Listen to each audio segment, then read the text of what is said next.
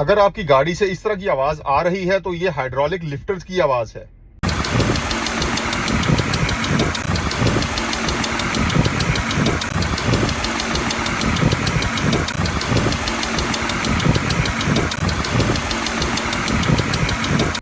अगर hydraulic lifters में आवाज आ गई है तो गाड़ी का जो इंजन है इसका स्मूथ चलना बड़ा मुश्किल है। वेल्व टाइमिंग में इसका मसला आ सकता है। वेल्व टाइमिंग अगर ठीक नहीं होगी, गाड़ी की जो एफिशिएंसी है ये भी खराब हो जाएगी, गाड़ी मिसिंग करेगी, गाड़ी नॉकिंग करेगी। और अगर किसी वजह से ऑयल प्रेशर इसका कम हो गया तो गाड़ी का जो इंजन है वो डैमेज हो जाएगा। सो आपको इसको जल्द अज जल्द रिपेयर करवाना है ताकि गाड़ी का इंजन जो है वो डैमेज ना हो सके। हमारे चैनल को लाइक, सब्सक्राइब और फॉलो कर लें।